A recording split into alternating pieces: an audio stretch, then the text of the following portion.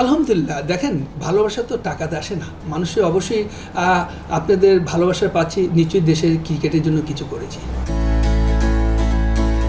টি-20 বেসিকের খেলা নয়, এই ফরম্যাটে ব্যাট হাতে ভালো খেলতে হলে খেলতে হবে টেকনিক আর পাওয়ার ব্যবহার করে, এমন মন্তব্য মোহাম্মদ রফিকের, যিনি টি-20 যুগের আগেই ব্যাট হাতে ঝড় তুলতেন নিয়মিত।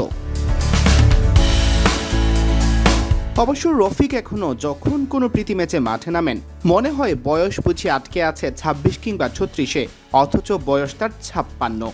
বল হাতে তো আগের মতোই ক্ষুরধার, ব্যাট হাতেও কম যান না। দেখেন এই বয়সে যখন মাঠে নামি তখন কিন্তু বয়সটা কী জিনিস জানি না, তখন কিন্তু মানে প্রিপারেশনটাই কিন্তু ক্রিকেট আসে যে কীভাবে খেলবো। ভালো হতে পারে যে একটা ইয়াং ছেলের মতো দৌড়াতে পারি না, বাট কিন্তু শর্টস খেলি এখনও চোখে ভালো বল দেখি। তা আমার কথা হলো যে এই টি-20 খেলাটা এরকম একটা নেই, এখানে কিন্তু বেসিকের খেলা না, এখানে আপনার টেকনিক আর পাওয়ারের খেলা, যেটা আমি ইউজ করি, যেটা আমি মনে করি। কারণ টি-20 খেলা আপনি এইটা বেসিক দেওয়া আপনি পারবেন না। এখানে আপনি যদি বেসিক হতো তাহলে প্লেয়াররা এভাবে থার্ড ম্যান দা 6 মারে কীভাবে, কিপারের মাথার উপরে, এটা কি বেসিকে পড়ে না। বাট এটাই হলো আপনি যেভাবেই মারেন খেলেন, বডি কোথায় থাকে না কোথায় ব্যাটে বল হচ্ছে কিনা, এটাই হলো টি-20 খেলা। টি-20 ক্রিকেটের জন্য রফিক হতে পারতেন আদর্শ এক প্যাকেজ, যদিও এই ফরম্যাটে খেলা হয়েছে মাত্র একটি ম্যাচ। জিম্বাবুয়ের বিপক্ষে সেই ম্যাচে ব্যাট হাতে 5 বলে 13 রান করেন 3টি চারের সহায়তায়, আর বল হাতে একটি উইকেট পান 4 ওভারে মাত্র 22 রান খরচ করে। আমরা যখন ক্রিকেট খেলেছি তখন তো এই খেলা ছিল না। তখন দেখেন বাংলাদেশে আল্লাহর রহমতে আমরা এদের হাতে দিয়েছি, এরা কিন্তু এখন টপ লেভেল ক্রিকেট খেলতেছে, তা আমরা কিন্তু টপ লেভেল ক্রিকেট খেলে আছি।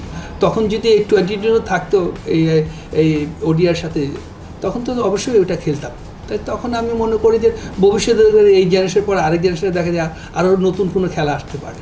তো সুতরাং এটা বলে শেষ নেই। আমি আলহামদুলিল্লাহ মনে করি যে আমি যখন খেলেছি আমি মনে করি বেস্ট ক্রিকেটে খেলেছি, এটা আমার কোনো সময় আমার আফসোস থাকে না। তবে সব মিলিয়ে টি-20 ম্যাচ খেলা হয়েছে মাত্র 7টি, এর পরই অবসর। তবে এ নিয়ে কোনো আক্ষেপ বা আফসোস নেই তার। রফিক অবশ্য ব্যক্তি জীবনেও ছিলেন চ্যাম্পিয়ন। কেরানীগঞ্জের আনাচে কানাচে আছে রফিকের বদান্যতার গল্প।